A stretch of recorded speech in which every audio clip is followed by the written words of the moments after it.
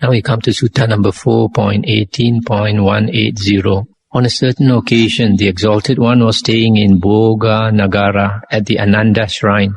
Then the Exalted One addressed the monks, saying, "Monks." "Yes, Lord," replied those monks to the Exalted One. The Exalted One said, "Monks, I will teach you these 4 great authorities. Do you listen to it? Carefully give your minds to it, and I will speak."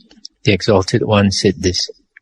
And what monks are the 4 great authorities? In this case, monks, a monk might say, face to face with the Exalted One, "Your Reverence, did I hear it? Face to face with him, did I receive it? This is Dhamma, this is Vinaya, this is the Master's teaching." I'll just stop here for a moment just to comment. This Dhamma Vinaya is the Master's teaching. In the suttas, you'll find that the Buddha always referred to his teachings as Dhamma Vinaya. And here you will get to see what is Dhamma Vinaya.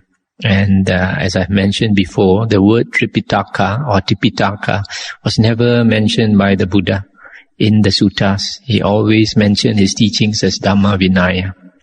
Now the Buddha continued. "Now monks, the words of that monk are neither to be welcomed nor scorned, but without welcoming, without scorning, the words and syllables thereof are to be closely scrutinized, laid beside sutta, and compared with Vinaya. If, when thus laid beside sutta and compared with Vinaya, they lie not along with sutta and agree not with Vinaya, to this conclusion must you come.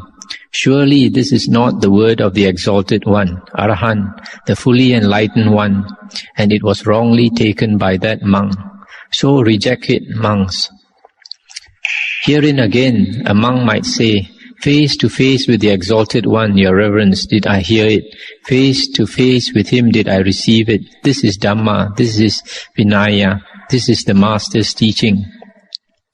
Now the words of that monk are neither to be welcomed nor scorned, but if, when laid beside sutta and compared with Vinaya, they lie along with sutta and agree with Vinaya, to this conclusion must you come. Surely this is the word of the Exalted One, and it was rightly taken by that monk.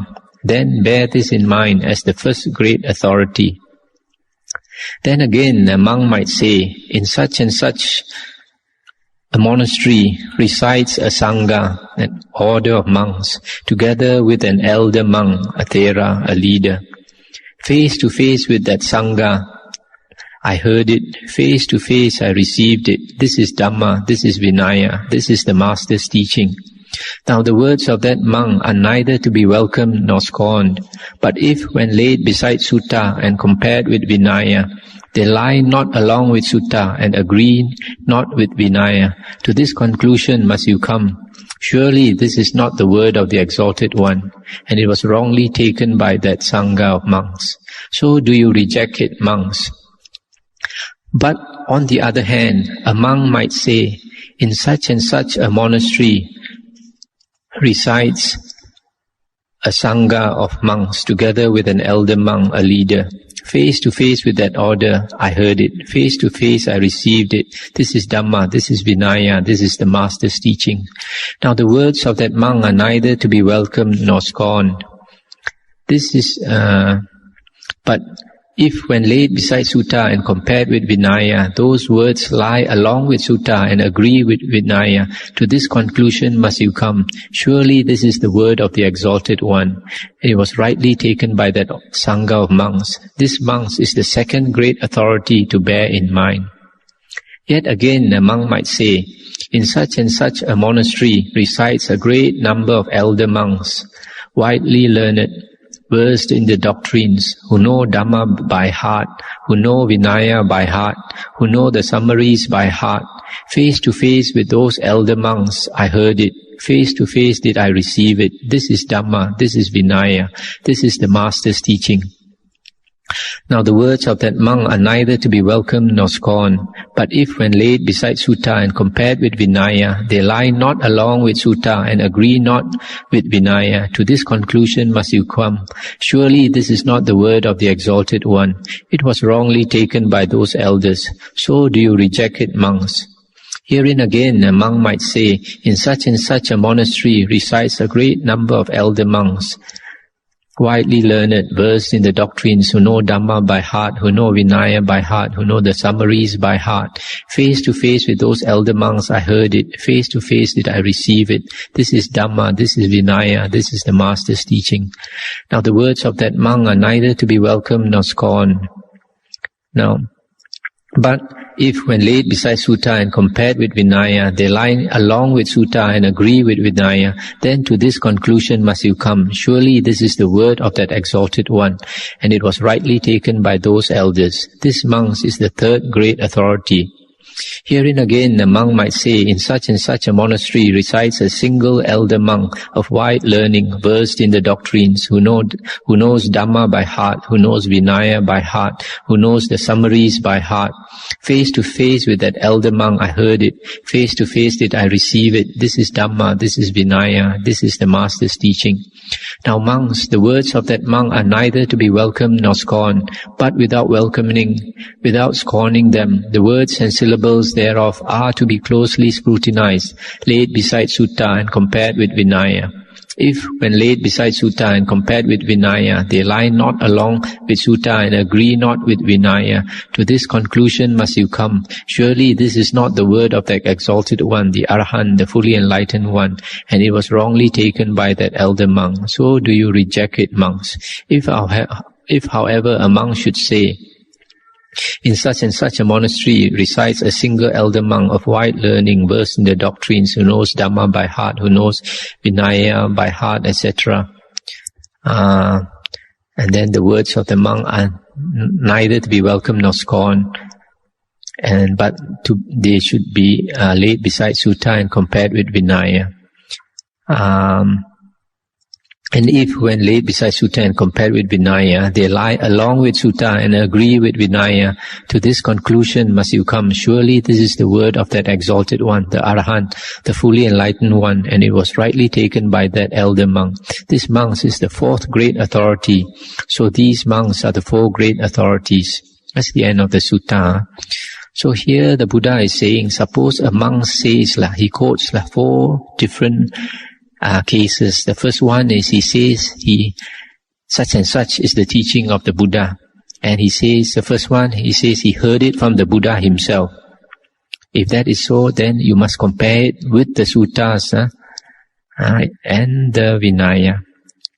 And then the second case is if the monk says that he heard it from a sangha of monks with an elder monk, a Thera, and the whole sangha says that this is the Buddha's teaching, such and such is the Buddha's teaching, then it is to be compared with Dhamma and Vinaya. And then the third one is, if a monk says that in a monastery there are a great number of Theras, elder monks, widely learned, and they say that such and such is the Buddha's teachings, again, it must be compared with Sutta and Vinaya. And the fourth one is, the monk says that in a monastery there is a single elder monk who is widely learned, and he claims that such and such is the Buddha's teachings. Then, without welcoming or scorning what he says, his words are to be compared with the Sutta and Vinaya. And after comparing with Sutta and Vinaya, then only you can come to the conclusion whether it is the Buddha's teachings or not. So here, in this sutta, you find is very clearly stated that Dhamma means the suttas, because when he claims this is Dhamma, it must be compared with the suttas. And there is no mention of the Abhidhamma as we know it today in the original suttas of the Buddha. Even though there are certain monks who claim that the Dhamma includes the Abhidhamma, in this sutta, it is very clear that Dhamma always refers to the suttas, and Vinaya refers to the few books of the Vinaya Tipitaka which concerns monks. The word Tipitaka or Tripitaka was never mentioned in the suttas, and it is a later a word that came later. I read to you the footnote here by the Pali Text Society. The footnote here says that there were evidently only 2 collections, Pitakas, but Abhidhamma is obviously a much later collection. Had there been any Pitakas at the time of the composition of this sutta, the word would surely have been used in it. So you see, the word Pitaka is never mentioned in the suttas as we know it today. And the word Tripitaka also never mentioned. And the other thing we should know is, in the second Sangha Council, which was held about 100 years after the Parinibbana of the Buddha, there were certain monks who claimed that they follow such and such a teaching because it was handed down to them from their teachers. And so it was decided at the second Sangha Council that if a certain monk gets a teaching from his teacher, then he should compare what his teacher teaches with the suttas and the Vinaya. And if it does not agree with the suttas and the Vinaya, then we should not follow the words of that teacher monk. Because our original teacher is the Buddha. That's why we take refuge in the Buddha, Dhamma and Sangha. So it is very clear here, even nowadays, whatever senior monks teach, even if they are very well-known, very respectable monks, whatever they teach should be not taken on their word, but compared with the suttas and the Vinaya. That is why the foundation in the suttas is very, very important. Nowadays there is such a lot of writings on the Buddha's teachings, and so many different interpretations. That is very dangerous to put your faith in a teacher. It is better to put our faith in the original suttas of the Buddha. Now you come to a Sutta 4.19.183. On a certain occasion, the Exalted One was staying near Rajagaha in Bamboo Grove at the squirrels' feeding ground. Then the Brahmin Vasakara, a great official of Magadha, came to visit the Exalted One. On coming to him, he greeted him courteously and sat down at one side. So seated, the Brahmin Vasakara, a great official of Magadha, said this to the Exalted One. For my part, Master Gotama, I say this, I hold this view. If a man speaks of what he has seen, there is no harm in his saying, thus I saw. If a man speaks of what he has heard, there is no harm in his saying, thus I heard. If a man speaks of what he has sensed, of what he has understood, saying, thus I sensed, thus I understood, there is no harm resulting from that. And the Buddha said, I, for my part, Brahmin, do not say that all that one has seen should be spoken of. Yet do I not say, Brahmin, that all that one has seen should not be spoken of. And I say the same of what is heard, sensed, and understood. Now all that one has heard, sensed, or understood should be spoken of or not spoken on.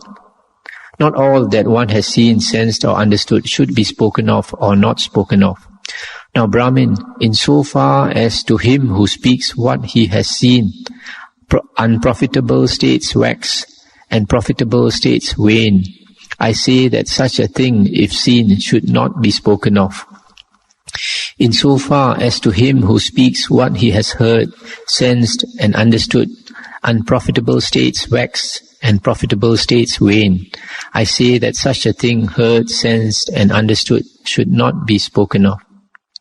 But in the case where unprofitable states wane and profitable states wax, in one who speaks thereof, I say that such things should be spoken of. Thereupon the Brahmin Vasakara, the great official of Magadha, welcomed what was said by the Exalted One, and returning thanks, he rose from his seat and went away. This sutta tells us a very good criterion, a very good standard that we should follow regarding what should be spoken of and what should not be spoken of.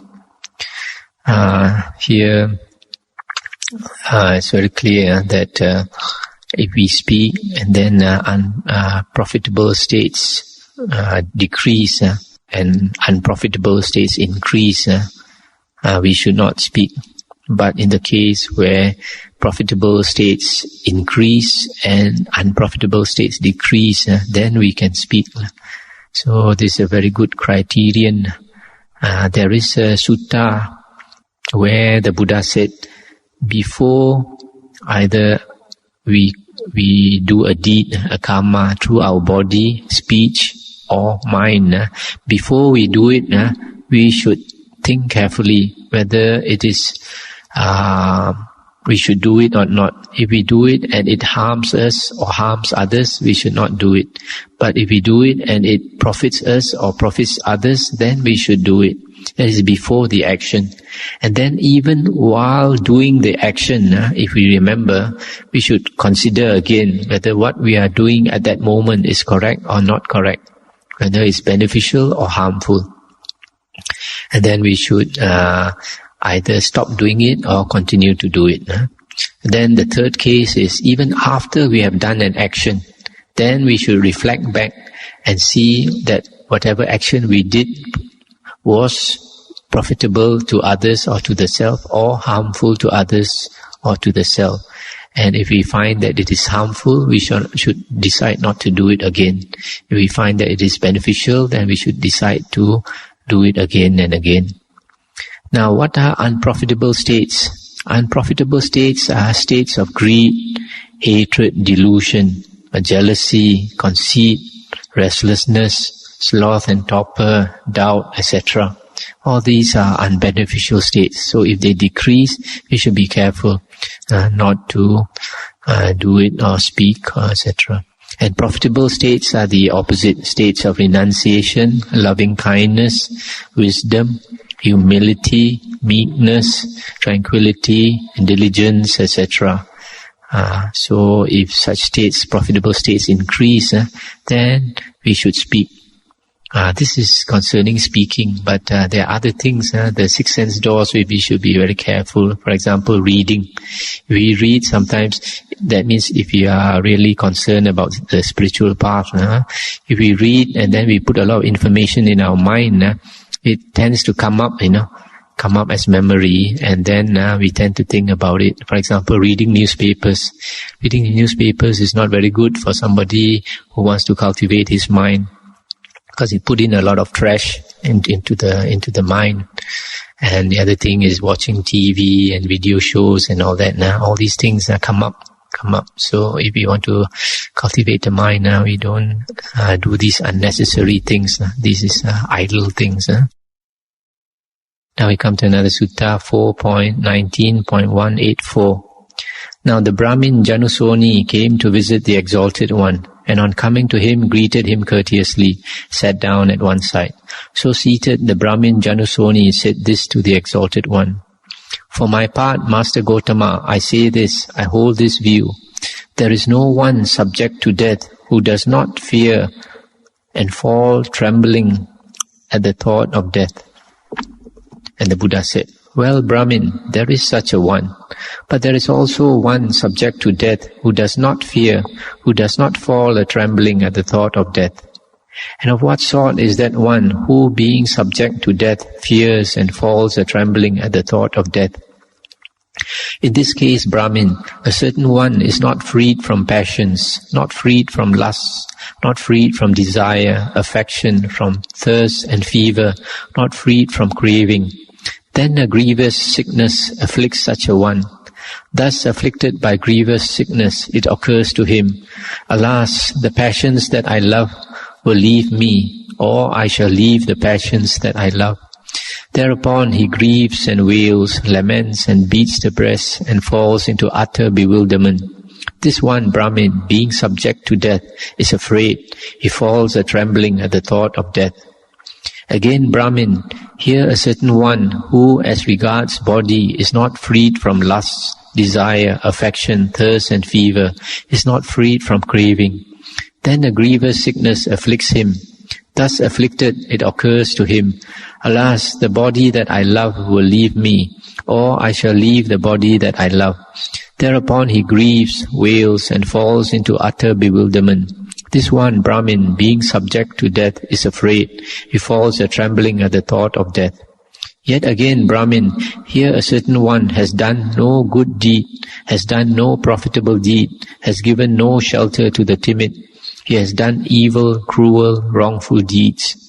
Then a grievous sickness afflicts such a one. Thus afflicted by grievous sickness, it occurs to him, alas, I have done no good deed, I have done no profitable deed, I have given no shelter to the timid, I have done evil, cruel, wrongful deeds. To the doom of those who do such deeds hereafter I am going. Thereupon he grieves, wails, and falls into utter bewilderment. This one Brahmin, being subject to death, is afraid. He falls a-trembling at the thought of death. Yet again, Brahmin, here a certain one is doubtful, full of perplexity, has come to no conclusion as to true Dhamma. He grieves and wails, laments and beats the breast and falls into utter bewilderment. This one also, being subject to death, is afraid. He falls a-trembling at the thought of death. Thus these four, being subject to death, are afraid. And of what sort Brahmin is he who, subject to death, is not afraid, does not fall a-trembling at the thought of death? Then the opposites, the vice versa. So this sutta is about the person who is very frightened when death comes. The first one is he's still very attached to the passions, and a lot of desire, a lot of loves, so that he cannot bear to part from his passions. The second one is attached to the body, and so when the body is about to die, he can't stand it. And the third one, he has done no good deeds. And this one is very common. A lot of people, they don't have enough good deeds. They have no confidence when they are about to go. Whereas people who have done a lot of good deeds, they are very happy at the last moment. They are confident. And the fourth one is doubtful. That person does not know Dhamma. So he does not know how he came to the world. He does not know where he's going. And he's afraid. Some people, when death comes, they're afraid to close their eyes. Because when they close their eyes, they start to see visions. So they are very scared. So these are the four types of person. So the opposite are those who are not afraid. Now, I've read another sutta earlier where the Buddha said that most people, after they pass away, will fall into the woeful plains of rebirth. According to the suttas, most people, when we pass away, most people will fall into the woeful plains. And few will come back to the human realm or to go to the heavenly realm. So because most people go into the three woeful planes of the hell realm, animal and ghost realm, when death comes, they can see their place of rebirth. You can, if you have experience looking at people who are about to pass away, they can tell at the last moment where they are going to be reborn. So they can be, some of them will scream at the last moments, Some of them, sometimes they behave like an animal and go walk on all fours and then refuse to wear any clothes. They'll just tear off their clothes. So these are the people who will be very afraid when death comes, which means that most people. So there is also a sutta where the Buddha said that we should be prepared because the Deva messengers have come to tell us, to give us warning. Who are the Deva messengers? When you see a person who is grievously sick, you should remember that is a Deva messenger to us, that one day we'll also be grievously sick. The second Deva messenger is you see somebody is old. When you see somebody is old and very near death, with all hair, white or no hair, sparse hair, and walking, shaking, hunchbacked and all that, that is a sign to us that one day we'll also be like that. And then the third one is a dead corpse. When we see a corpse, that is a messenger to tell us that one day our body also will be a corpse, and it won't be very long, just a few more years' time, because our average lifespan is only 70 years. So these are the Deva messengers that we should and we should receive, be heedful of the message that they are passing to us. The Buddha said our body is like a cancer. All of us have cancer. Sometimes we forget, sometimes somebody with cancer, they can be very alarmed. They think that they are the only one who's got cancer. I have somebody who got cancer. I've gone to see that person, and he tells me, I've got cancer, like, expecting me what should he do. But he forgets that all of us have cancer, in the sense that we don't know when we are going to die. Say, for example, a person has cancer, he thinks he's got maybe another few months to live. But then, even for the rest of us, we have a few years to live. That's not very much more. We all have to face the prospect of death. So when we listen to the suttas, we understand that's the way the world is. That's the way things are. So we accept it. We accept death. And then when death comes, we are no more afraid. So the Buddha said we should always reflect on death. Marana Sati, the reflection of death, we should always practice. Now the next sutta is 4.19.185. On a certain occasion, the Exalted One was staying near Rajagaha on Vulture's Peak Hill. Now at that time, a great number of notable wanderers were abiding on the bank of Snake River in the Wanderers' Park, namely Anyabara, Varadara, Sakula Dain, and other notable wanderers. Now in the evening, the Exalted One, arising from his solitary meditation, went towards the bank of Snake River, where was the Wanderers' Park.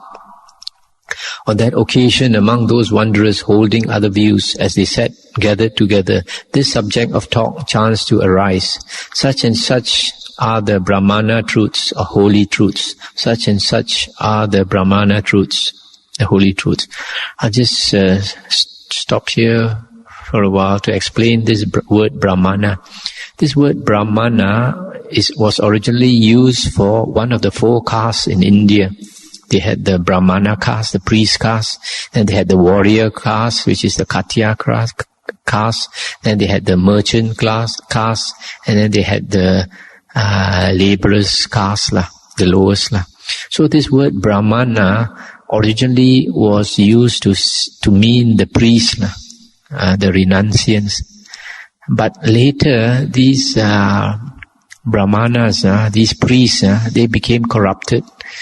And they even married, they had wives, they had property, they worked as a spiritual advisor to the kings. And because of that, they did not later, very few of them cultivated the holy path. So from there, when we refer to their caste, later we call them the Brahmin caste. Brahmin caste. So the word Brahmana is used more for the meaning of holy. So the word Brahmana can refer to a holy man, an arahant. It can also refer to the Brahmin caste. So you have to be careful. So in this case, when you say the Brahmana truths, it means the holy truths. Now to continue. Now when the Exalted One reached those wanderers, on coming to them, he sat down on a seat made ready.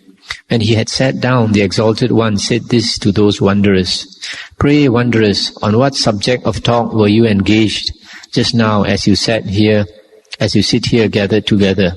What was the subject of talk you have just now broken off? As to that, Master Gotama, as we sat here gathered together, the subject of talk that chanced to arise was this: such and such are the Brahmana truths, such and such are the Brahmana truths. Well, wanderers, these 4 Brahmana truths or holy truths have been set forth by myself after fully comprehending and realizing them for myself. What for? In this case, wanderers, the Brahmana says thus: all living things are not to be harmed. So saying, a Brahmana speaks truth, not falsehood. Therein he has no conceit of recluse or Brahmin. He has no conceit of better than I, equal am I, inferior am I. Moreover, by fully comprehending the truth contained in that saying, he is bent on the practice of mercy and compassion for all living things. Again, wanderers, the Brahmana says thus: all sense delights are impermanent, painful, of a nature to change. So saying, the Brahmana speaks truth, not falsehood. Therein he has no conceit of recluse or Brahmin, or better am I, or equal am I, or inferior am I. Moreover, by fully comprehending the truth contained in that saying, he is bent on the practice of distaste for sense delights, for passionlessness, for making an end thereof. Again, wanderers, the Brahmana says thus: all existences or becomings are impermanent, painful, of a nature to change. So saying, the Brahmana speaks truth, not falsehood. Therein he has no conceit of recluse, etc., etc. Moreover, by fully comprehending the truth contained in that saying, he is bent on the practice of distaste for existences, for passionlessness, for making an end thereof.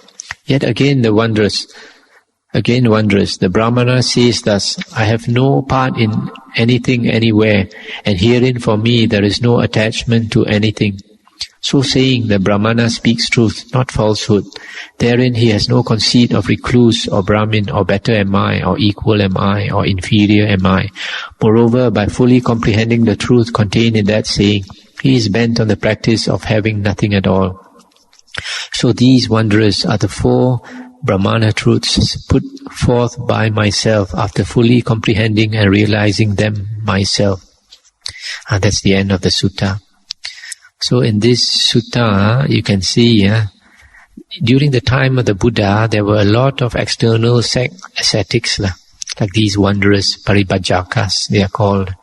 And this sutta shows that the Buddha was friendly with them. He associated with them. He did not cut them off. He did not look down on them. And because the Buddha had a lot of metta, he approached them and made friends with them. So that gave him the opportunity to teach them. And sometimes they accepted his teachings and converted to Buddhism. Sometimes they accepted it, but they refused to convert. And sometimes some of them did not accept it, and some even tried to debate with him, to challenge him.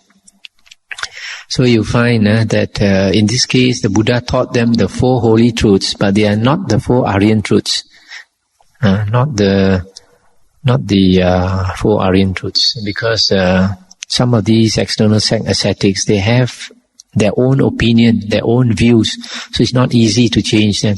So out of these 4 truths that the Buddha mentioned, 2 of them actually are part of the external sect teachings. Like the first one, all living things are not to be harmed. This is a very common view of holy men of all the religions and in India at that time.